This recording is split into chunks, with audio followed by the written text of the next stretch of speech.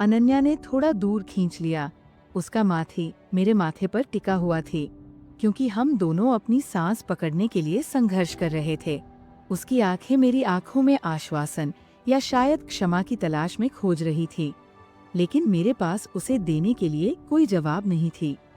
मैं जो कुछ कर सकता थी वो ये थी कि मैं दिखावा न करूं कि इससे कोई फर्क नहीं पड़ता, कि तुम मायने नहीं रखते। उसके कबूलनामे ने मुझे अवाक कर दिया। मैं खुशी और निराशा के बीच फंसा हुआ थी। मेरा एक हिस्सा सावधानी को हवा में उड़ा देना चाहती थी। जो कुछ भी हमारे बीच थी उसमें सिर से पैर तक डूब जाना चाहती थी। लेकिन दूसरा हिस्सा, तर्कसंगत, जिम्मेदार हिस्सा, मुझे दिव्या के साथ बनाए गए जीवन की याद दिलाता थी। मैंने जो वादे किए थे और वह व्यक्ति बनने की मैंने कसम खाई थी, हमें वह नहीं करना चाहिए थी। मैंने अंत में कहा, हालांकि मेरे मुंह पर शब्दों का स्वाद कड़वा थी। ये सब कुछ बदल देता है। अनन्या ने धीरे से सिर हिलाया। उसकी अभिव्यक्ति में पीड़ा थी, लेकिन दृढ़ संकल्प भी।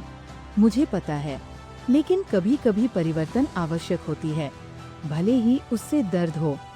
उसके शब्द हवा में लटके हुए थे, निहितार्थ के साथ भारी। हम दोनों में से कोई भी हिल नहीं रही थी। नहीं, हम बोल रहे थे। उस पल में खिड़कियों के खिलाफ बारिश की लयबद्ध बूंदों से ही सन्नाटा टूट रही थी। मुझे एहसास हुआ कि मैं जो भी विकल्प चुनूं, वह किसी को नुकसान पहुंचाएगा। उसने मुझे रुकने के लिए कहा, अपना बैग पकड़ा। मैं दरवाजे की ओर मुड़ा, केवल थोड़ी देर के लिए रुका, अपने कंधे पर नजर डालने के लिए। अनन्या वहीं खड़ी थी, जहां मैंने उसे छोड़ा थी। उसकी बाहें उसकी छाती पर कसकर पार की हुई थी, जैसे कि वो खुद को संभालना चाह रही हो। हमारी आंखें एक आखिरी बार मिली, और उस क्षण भंगुर आदान प्रदान में मैंने वो सब कुछ देखा जिससे मैं भाग रही थी। जुनून, कमजोरी, दिल टूटना और प्यार की भयावह संभावना। फिर मैं रात में बाहर चला गया। बारिश अभी भी मेरे चारों ओर धीरे धीरे गिर रही थी, अपने साथ एक ऐसे निर्णय का भार ला रही थी जिसे लेने के लिए मैं तैयार नहीं थी। जब तक मैं घर पहुंचा, तब तक बारिश बंद हो चुकी थी, लेकिन मेरे अंदर का तूफान मेरे कपड़ों पर भड़क उठा थी, जो मेरी त्वचा से असहज रूप से चिपके हुए थे, और मेरे बाल मेरे चेहरे के चारों ओर लटके हुए थे। फिर भी इनमें से कुछ भी मेरे सीने पर दबाव डाल रहे अपराध बोध के घुटन भरे वजन की तुलना में नहीं थी। अपार्टमेंट की ओर भीगी हुई उसने किताब एक तरफ रखते हुए कहा, क्या तुम अपना छाता भूल गए? मैं अचंभित रह गया कि वह कितनी सामान्य लग रही थी। वो वहाँ इतनी शांति से कैसे बैठ सकती है, पूरी तरह से सतह के नीचे छिपे विश्वासघात से अनजान। झूठ मेरी जीभ पर भारी पड़ गया, कड़वा और तीखा किनारा। हाँ, मैंने आखिरकार एक मुस्कुराहट को मजबूर करने में कामयाब रही, जो मेरी आंखों तक नहीं पहुंची। बारिश में फंसी उसने बिना सवाल किए मेरे स्पष्टीकरण को स्वीकार करते हुए सिर हिलाया। कपड़े बदलने जाओ, इससे पहले कि तुम्हें सर्दी लग जाए। रात का खाना लगभग तैयार है।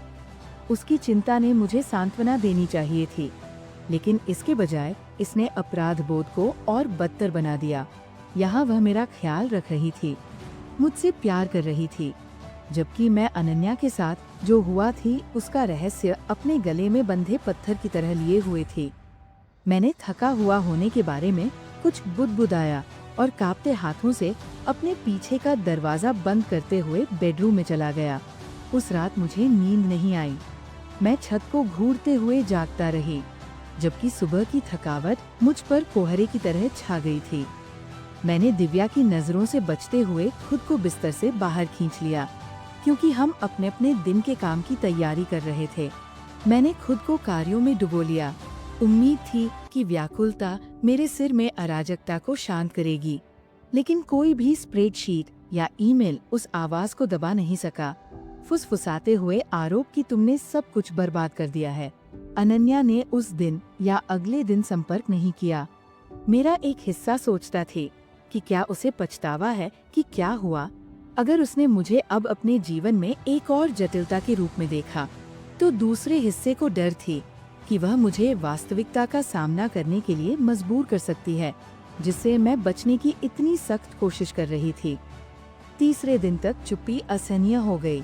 मैंने पाया कि मैं अपने फोन को मजबूरन जांच रही हूँ कि यह उसके नाम के साथ बजने लगे। जब आखिरकार देर शाम को ये बज उठा, मेरा दिल उछला और फिर डूब गया कि वो अनन्या नहीं थी। मेरे गले में घबराहट बढ़ रही थी कि क्या हो रही है। दूसरी तरफ एक विराम थी जो मेरी कल्पना को सर्पिल बनाने के लिए काफी लंबा थी। फिर धीरे से उसने कहा, मुझे लगता है कि हमें एक ब्रेक लेने की जरूरत है। शब्दों ने मुझे पेट में एक घूंसा की तरह मारा। हमसे एक ब्रेक? मुझसे? तुम्हारा क्या मतलब है? मैंने पूछा।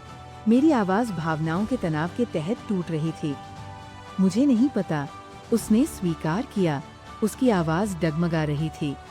उसका जवाब संक्षिप्त और रहस्यमय थी। अभी तक अपने आप को समय नहीं दिया है। समय ऐसा लग रही थी कि यह एक ऐसी चीज है जो मेरे पास हर जगह नहीं है। मैंने अपनी पसंद की याद दिलाते हुए बिस्तर के खाली हिस्से को बड़ा कर दिया जहां दिव्या सोती थी। अनन्या के अपठित संदेश मेरे फोन पर चुपचाप प्रतीक्षा कर रहे थे। मेरे सीने में जो काम पर मिटने की हताशा थी, उसने मुझे विचलित कर दिया थी। उन्होंने स्पष्ट रूप से कहा कि सब कुछ ठीक नहीं है। मैंने ईमानदारी से स्वीकार किया कि सब कुछ ठीक नहीं है, खुद को भी ये कहकर चौंका दिया। उन्होंने सिर हिलाया, जैसे कह रहे हों, पता नहीं कैसे जवाब दूं। अपना ख्याल रखें, क्लेयर।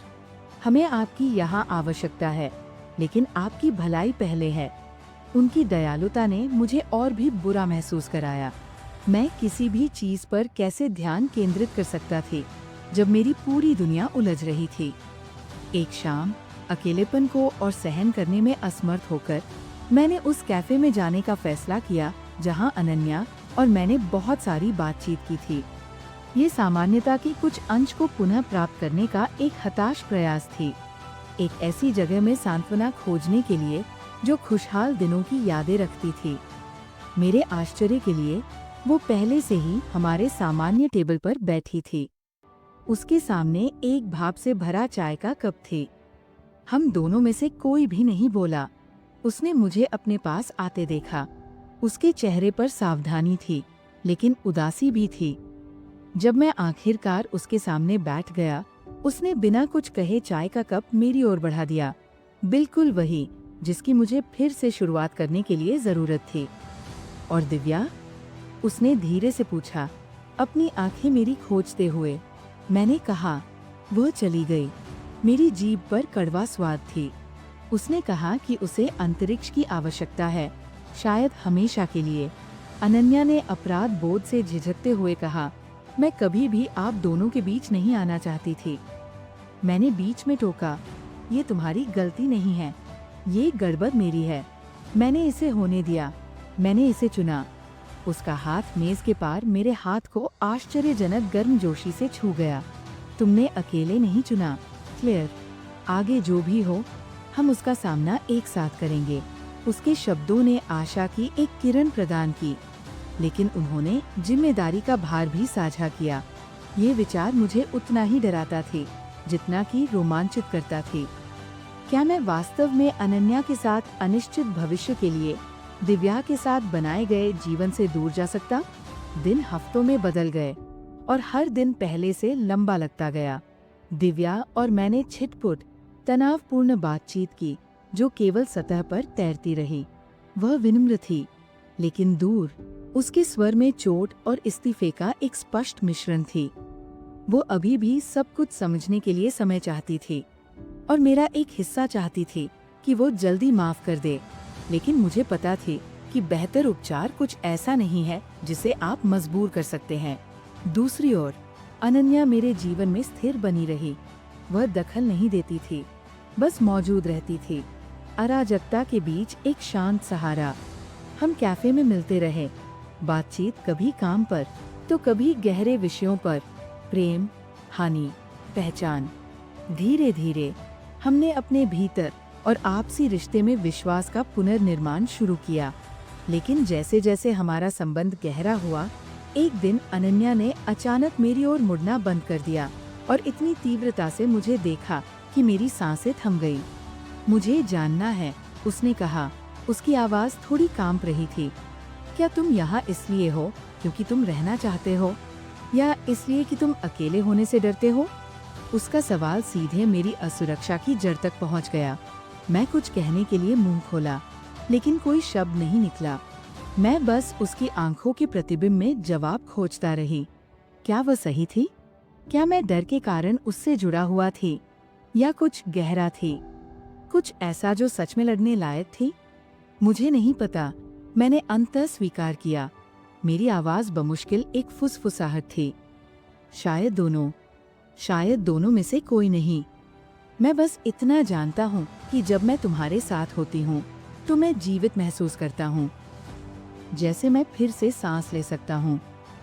महीनों की उलझन के बाद ये साफ थी, मैं अधर में नहीं रह सकता थी। दो दुनियाओं के बीच फटा हुआ ये निर्णय लेने का समय थी, डर या दायित्व से नहीं, बल्कि सच्ची इच्छा से। अगली सुबह मैं वर्षों में पहली बार उद्देश्य की भावना के साथ उठा। स्नान और कपड़े पहनने के बाद मैं रसोई की मेज पर बैठा, एक नोटबुक और पेन के साथ, अपने भीतर घूम रही भावनाओं के जाल को सुलझाने के लिए तैयार। मैंने दिव्या के बारे में, अनन्या के बारे में, उस इंसान के बारे में लिखा जो मैं थी और जो बनना चाहती थी। जब मैं खत्म हुआ, पन्ने आंसुओं से भीगे थे, लेकिन मुझे एक स्पष्टता की झलक मिली। मैंने दिव्या को फोन किया और पूछा कि क्या हम कॉफी पर मिल सकते हैं। उसने झिझकते हुए सहमति दी। जब मैं कैफे पहुंचा, वो पहले से मौजूद थी, घबराहट में अपने लट्टे में चीनी मिला रही थी। उसे वहां इतना नाजुक देखकर मेरा दिल फिर से टूट गया। मैंने गहरी सांस ली और कहा, मुझे खेद है हर चीज के लिए, तुमसे झूठ बोलने के लिए, तुम्हें चोट पहुंचाने के लिए। तुम वो इंसान नहीं हो जिसके साथ ऐसा होना चाहिए थी। तुम हमेशा मेरी चट्टान रही हो, मेरा सुरक्षित स्थान, और मैंने इसे हल्के में लिया। मैं खुद को कभी माफ नहीं करूंगा। उसकी आंखों में आंसू थे, लेकिन उसने कुछ नहीं कहा। मैंने आगे कहा, मुझे भी तुम्हारे साथ और खुद के साथ ईमानदार होना होगा। साथ रहने से जो टूट गया है वो ठीक नहीं हो सकता। ये केवल दर्द को बढ़ाएगा, और हम दोनों इससे बेहतर के हकदार हैं। दिव्या का हाथ कांप रही थी जब उसने अपना कप नीचे रखा। उसकी नजरें मेज पर थीं। क्या ये उसके बारे में है? उसने धीरे से पूछा। हाँ, मैंने स्वीकार किया। मुझे नफरत है कि मैंने तुम्हें ये दर्द दिया। मुझे उम्मीद है कि तुम एक दिन मुझे माफ कर सकोगी। हम कुछ देर तक चुपचाप बैठे, कोई नाटकीय अंत नहीं, कोई वादा नहीं, बस दो लोग जो स्वीकार कर रहे थे कि एक बार जो प्यार थी अब समाप्त हो गया है। उसी शाम मैं अनन्या से नदी किनारे मिला, उसी जगह जहां हमने पिछली रात बात की थी। वो स्ट्रीट लाइट की नरम रोशनी में बेहद खूबसूरत लग रही थी। उसके बाल हवा में लहराते हुए उसने मेरी ओर मुड़कर पूछा, कैसा रही? मैंने हल्की मुस्कान के साथ कहा, आसान नहीं थी, लेकिन जरूरी थी, बिना किसी खेद के। और पहली बार बहुत लंबे समय बाद मुझे आशा की अनुभूति हुई। तो दोस्तों, अगर आपको हमारा ये दिल छूने वाला प्रेम कहानी पसंद आया हो तो कृपया वीडियो को लाइक और शेयर जरूर करें। और हाँ, अगर आपने अभी तक हमारे चैनल को सब्सक्राइब नहीं किया है तो अब सही वक्त है। हमें सपोर्ट देने के लिए सब्सक्राइब करें, ताकि हम और भी दिलचस्प और रोमांचक कहानियाँ आपके लिए लेकर आ सकें। आपका प्यार और समर्थन हमारे लिए बहुत मायने रखता है। अगर आपके मन में कोई विचार, सवाल या सुझाव हो तो हमें नीचे कमेंट्स में ज़रूर बताएं। हम आपके साथ और जुड़ना चाहते हैं और आपकी भावनाओं को समझना चाहते हैं। साथ ही अगर आप हमारी और कहानियाँ सुनना चाहते हैं तो बेल आइकन दबाना न भूलें, ताकि आपको हमारी हर नई वीडियो की जानकारी मिल सके। आपके दिल की बात हमारी कहानियों में। फिर मिलेंगे एक नई कहानी के साथ। तब तक के लिए टेक केयर और खुश रहिए।